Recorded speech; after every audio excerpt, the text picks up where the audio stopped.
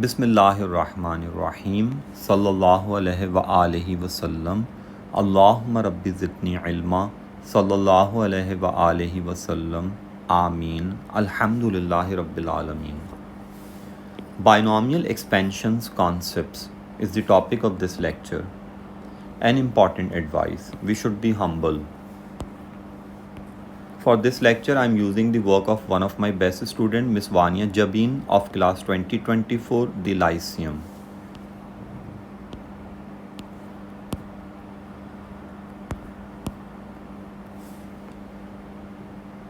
Binomial expansion of 1 plus x whole power n for values of n that are not positive integers. For example, n is minus half, 3 upon 2, minus 3, etc. Means n is any rational value. In P1, we learn that binomial expansion of 1 plus x whole power n, where n is a positive integer, is this. It's 1 plus nc1 times x power 1 plus nc2 times x power 2 plus nc3 times x power 3, where n is a positive integer. But in P3, n is not positive integer, n can be any rational value. So in order to use this theorem in P3, we need to replace the expanded forms of combinations into this theorem to get the new theorem. And we have done the expanded forms of combinations in P1. The expanded form of nc1 is n upon 1 factorial, nc2 is n minus 1 upon 2 factorial, nc3 is n minus 1 n minus 2 upon 3 factorial. So by replacing the expanded forms of combinations into this theorem, we have this new theorem. This is nc2 and this is nc3, and so on. And this general binomial theorem can be used for any rational value of n. For example, n is half, 1 upon 3, minus 2, minus 1, minus half, etc. Well, there are two very important differences when n is not a positive integer. Number one, the series is infinite. This series is infinite.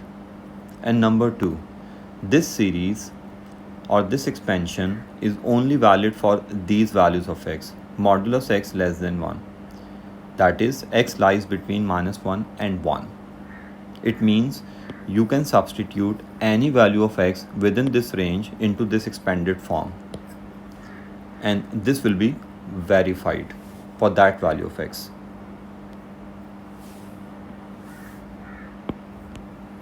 Note, in P3, while using binomial theorem, make sure the first term of the expansion must be 1. If not, then make it 1 by taking common.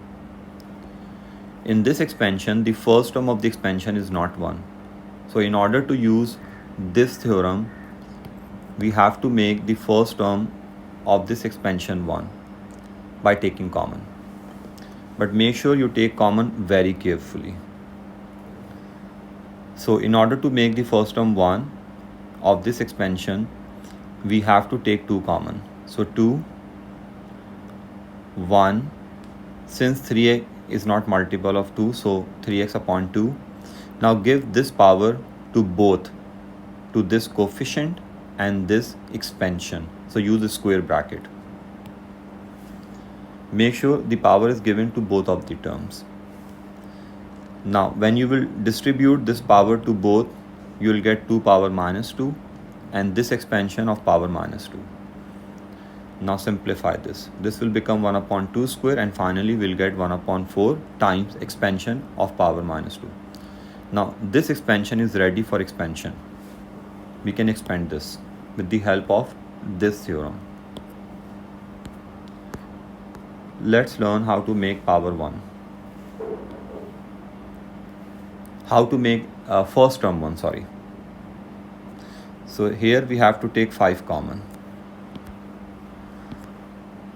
So 1 minus 2x upon 5. Now minus 1 power is for both, so use the square bracket. Now give minus 1 power to both, to this coefficient and this expansion.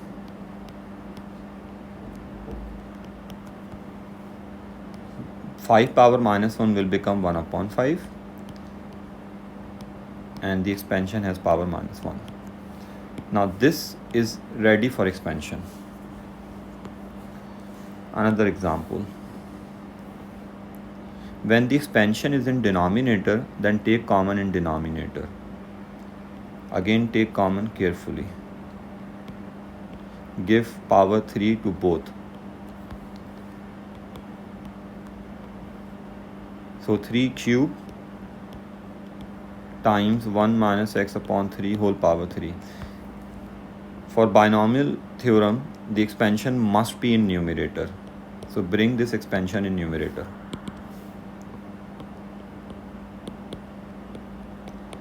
This is the way to make the first term 1. Another example. Now first write this as 3x plus 8 whole power 1 upon 3. For binomial expansion, the first term must be constant and the second term must be variable. This is constant and this is variable. So you need to interchange the positions of these two. Just switch them. 8 plus 3x whole power 1 upon 3. Now take common very carefully. 8 is common, so 1 plus 3x upon 8 whole power 1 upon 3.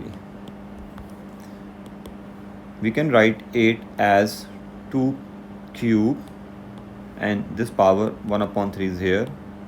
1 plus 3x upon 8.